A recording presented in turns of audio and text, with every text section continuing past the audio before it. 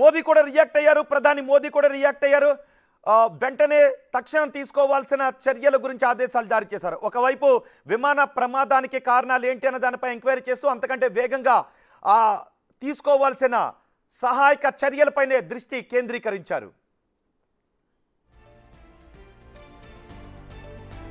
విమానయాన శాఖ మంత్రి రామ్మోహన్ నాయుడు కూడా ప్రస్తుతం అహ్మదాబాద్కు బయలుదేరి వెళ్లారు. ప్రధాని మోదీ కూడా ఆదేశాలు జారీ చేశారు. రామ్మోహన్ నాయుడుతో కూడా మాట్లాడారు. ఇంతకుముందు రామ్మోహన్ నాయుడు ట్వీట్ కూడా చేసి, ఇదిగో చూడండి ఒకసారి ఆ విమానం జరిగిన ప్రదేశంలో మీకు ఇంకొక ఫ్రెష్ విజువల్స్ మీకు చూపిస్తున్నాం.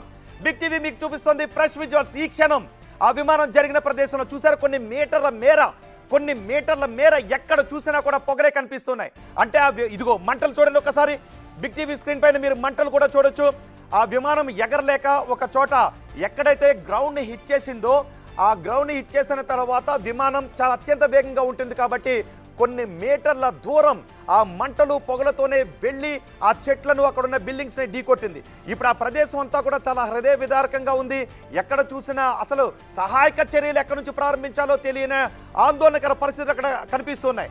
ఆ విమానం హిట్ చేసిన తర్వాత గ్రౌండ్ హిట్ చేసిన దగ్గర నుంచి ఆ విమానం చివరిగా హిట్ చేసిన ప్రదేశం వరకు కొన్ని మీటర్ల దూరం ఉంటుంది. ఆ మీటర్ల దూరం అంతా కూడా ఈ పొగలతో, ఆ విమాన శిథిరాలతో, కాలిపోతున్న విమాన శిథిరాలతో చాలా హృదయ విదారకంగా కనిపిస్తుంది. చూడండి, ఇదిగో ఇంకా అక్కడ మంటలు వ్యాపిస్తున్నటువంటి దృశ్యాలు కనబడుతున్నాయి. ఆ క్షణంలో విమాన ప్రమాదం జరిగిన వెంటనే ఆ తదుపరి కొన్ని నిమిషాల్లో అక్కడ ఏం జరిగింది అనేది ఇప్పుడు బిగ్ టీవీ మీకు ఎక్స్క్లూజివ్గా చూపిస్తుంది. అక్కడున్న స్థానికులు కూడా పరుగున అక్కడికి వచ్చారు. కానీ ఎవరు కూడా సహాయక చర్యలు ప్రారంభించడానికి అవకాశం లేదు. ఎందుకంటే అక్కడ దగ్గరకు వెళ్ళటానికి కూడా అవకాశం లేదు. పొగలు, మంటలు వ్యాపిస్తూనే ఉన్నాయి. ఆ విమాన శిథిరాలు చెల్లాచెదురుగా పడిపోయి ఉన్నాయి.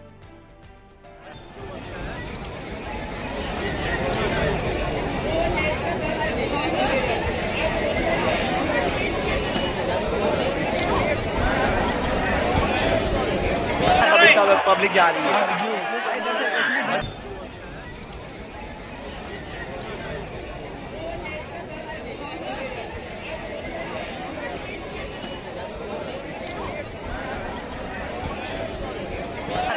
पब्लिक जा रही है।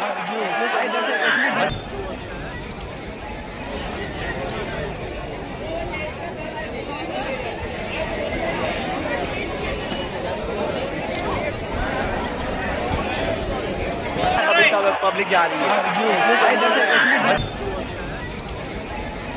విమాన ప్రమాదం జరిగిన సమయంలో ఇప్పుడు మీరు బిగ్ టీవీ స్క్రీన్ పైన 2 బాక్సుల్లో చూస్తున్నారు. విమాన ప్రమాదానికి సరిగ్గా 30 సెకండ్ల ముందు ఏం జరిగిందో రెండో బాక్స్లో చూస్తున్నారు.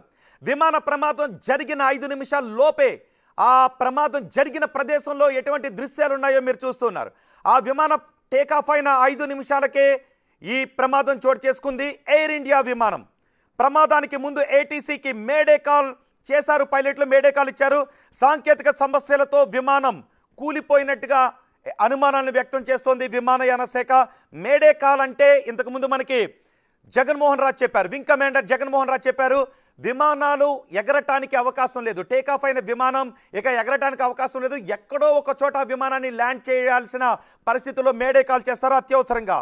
సో జనావాసాలు ఉండటంతో అక్కడ సేఫ్ ల్యాండింగ్ కుదరదు అని అనుకున్నారు. కానీ విమానం ఎగరలేదు. పైలట్ ఎంత ప్రయత్నం చేసినప్పటికీ విమానం ఎగరలేదు.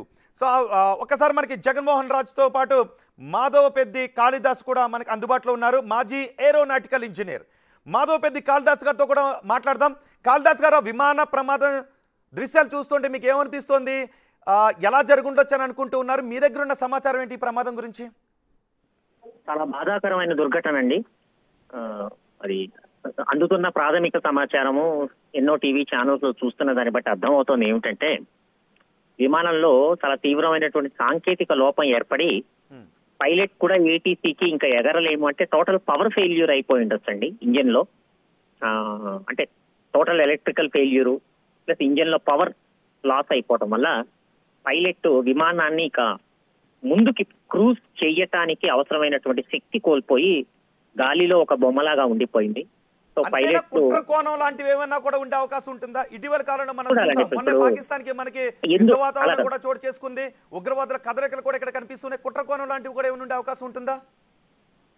ముందు అసలు ఏమై ఉండొచ్చు అన్నది ప్రాథమికంగా ఖచ్చితంగా ఇంజన్ లో చాలా సివియర్ టెక్నికల్ ప్రాబ్లం వచ్చి ఇంజన్ లో టోటల్ పవర్ ఫెయిల్యూర్ అవటం వల్ల ముందు అందుతున్న రిపోర్ట్స్ మీ మీడియాలో వస్తున్నటువంటి వార్తల కథనాలతో చూస్తుంటే పైలట్ కూడా స్వయంగా ఏటీసీకి సంప్రదించారు. ఇక విమానాన్ని నేను నడపలేను అన్న వార్తలు వస్తున్నాయి. బట్ బ్లాక్ బాక్స్ ని విశ్లేషించలే కానీ యాక్చువల్ గా పైలట్ ఏమిటి అన్నారు అన్నది ప్రభుత్వ వర్గాలు director general of civil aviation పౌర విమానయాన శాఖ వారు విడుదల చేస్తారు. డౌట్ వస్తుంది, విమానం టేకాఫ్ అయిన 5 నిమిషాలకే నిజానికి విమానం టేకాఫ్ కావడానికి ముందు దాని ఫిట్నెస్ అంతా చెక్ చేసి విమానం ఎగరటానికి సిద్ధంగా ఉంది అని సర్టిఫై చేసిన తర్వాత అన్ని డిపార్ట్మెంట్లు అప్పుడు మాత్రమే విమానాన్ని టేకాఫ్ చేస్తారు.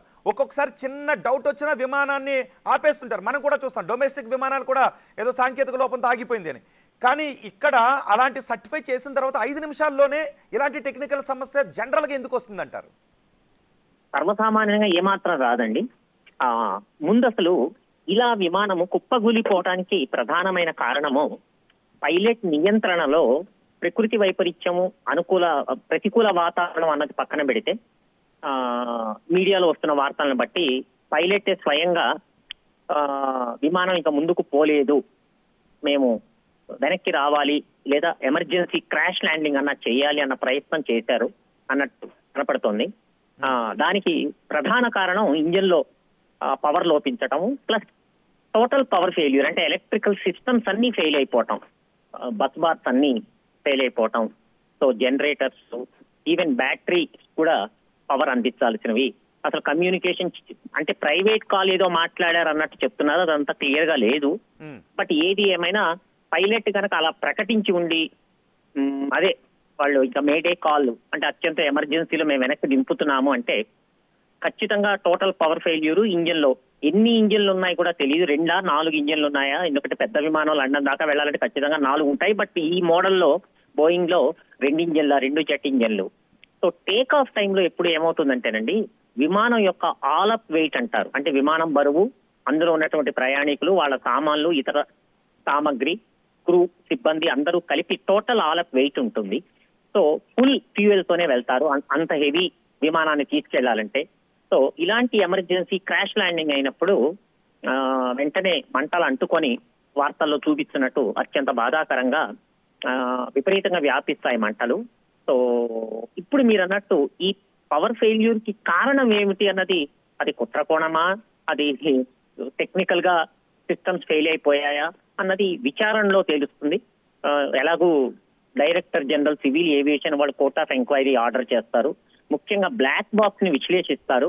పైలట్ కి, ఏటీసీకి, ఎయిర్ ట్రాఫిక్ కంట్రోల్ కి అత్యంత దగ్గరగానే అంటున్నారు కాబట్టి కాల్స్ కూడా స్పష్టంగా ఉంటాయి. బ్లాక్ బాక్స్ సురక్షితంగా గనక దొరికితే అందులో వాయిస్ రికార్డర్ ఉంటుంది, డేటా రికార్డర్ ఉంటుంది. ఆ రెండింటిని కలిపి విశ్లేషిస్తే ఏం జరిగింది అన్నది విస్పష్టంగా అర్థమవుతుంది. సో అయితే క్రాష్ అయింది కాబట్టి ఆ శకలాలు, అందులో ఉన్న ఇన్స్ట్రుమెంట్స్ ని విశ్లేషించాలి. అవి గనక కాలిపోయి పనికిరాని స్థితిలో ఉంటే కొంచెం కష్టం అవుతుంది డేటా విశ్లేషించడం. బట్ ఏదైనా అది వెంటనే ఎయిర్పోర్ట్ కి దగ్గరగే అయింది అన్నది కాబట్టి అన్ని ఇన్స్ట్రుమెంట్స్. ఇలాంటి ప్రమాదాలన్నీ ఎక్కువగా బోయింగ్ లోనే జరుగుతూ ఉంటాయి అంటే చూడాలండి, ఇప్పుడు అందులో ఉన్నటువంటి వ్యవస్థ పాతదా లేకపోతే సరికొత్తదా, దాని ట్రాక్ రికార్డ్ కూడా ఉంటుందండి. ఒక్కొక్క మోడల్ ఉంటుంది, ఒక్కొక్క ఇంజన్ టైప్ ఒక్కొక్క మోడల్లో ఉంటుంది. దాని హిస్టరీ ఏమిటి అన్నది ఎప్పుడు చూస్తూ ఉండాలి. సో రెగ్యులర్ మెయింటెనెన్స్ అవుతూనే ఉంటాయి ఎప్పటికప్పుడు. ఇన్ని గంటలు విమానాలు ఎగిరిన తర్వాత ఇంత సర్వీసింగ్ చేయాల్సి వస్తుంది అని ఆ బోయింగ్ విమానయాన సంస్థ కానీ ఇంకొక తయారీదారు కానీ చాలా నిర్దిష్టంగా వాళ్ళు టెక్నికల్ షెడ్యూల్స్ ఇస్తారు. దాని పడ్డట్టు ఖచ్చితంగా 100% సర్వీసింగ్స్ అవుతాయి. లేదా ఒక్కొక్కప్పుడు విమానం ఒక చోట హాల్ట్ అయ్యి మళ్ళీ ఇంకొక చోట అంటే 2-3 ట్రిప్స్ అవి ఉన్నప్పుడు. కాళిదాస్ గారు ఒక్క విషయం, జనరల్ గా ఒకవేళ ఒక గంట, 2 గంటలు, 3 గంటలు, 4 గంటలు ప్రయాణం చేసిన తర్వాత ఏదైనా టెక్నికల్ ఎర్రర్ వచ్చింది ఇంకోటి అంటే అనుకోవచ్చు. అంటే విమానాన్ని సర్టిఫై చేసిన తర్వాత కేవలం 5 నిమిషాల్లోనే సహజంగా గతంలో టెక్నికల్ ఎర్రర్స్ వచ్చి ఇలా కూలిన సందర్భాలు ఏమైనా ఉన్నాయా? ఉంటాయండి, ఉంటాయి. ఇప్పుడు విమానం అనగానే చాలా వ్యవస్థలు ఉంటాయి, చాలా కాంపోనెంట్స్ ఉంటాయి, 100 కొద్ది కాంపోనెంట్స్ ఉంటాయి. ముఖ్యంగా ఇంజిన్ వ్యవస్థలో, హైడ్రాలిక్ వ్యవస్థలో, ఎలక్ట్రికల్ వ్యవస్థలో చాలా కాంపోనెంట్స్ ఉంటాయి, ఇన్స్ట్రుమెంట్స్ ఉంటాయి. ఇన్స్ట్రుమెంట్స్ అన్ని పరిస్థితిని చూపిస్తూ ఉంటాయి ఎప్పటికప్పుడు. అంత ప్రాపర్ గా చెక్ చేసిన తర్వాత సర్వసామాన్యంగా నేను నాకున్న ఈ ఎక్స్పీరియన్స్ మీద ఇంత భయంకరంగా వెంటనే కూలిపోవటం అనేది అరుదు, చాలా అరుదు. రైట్. కాళిదాస్ గారు మీరు ఒక్క నిమిషం అందుబాటులోనే ఉండండి.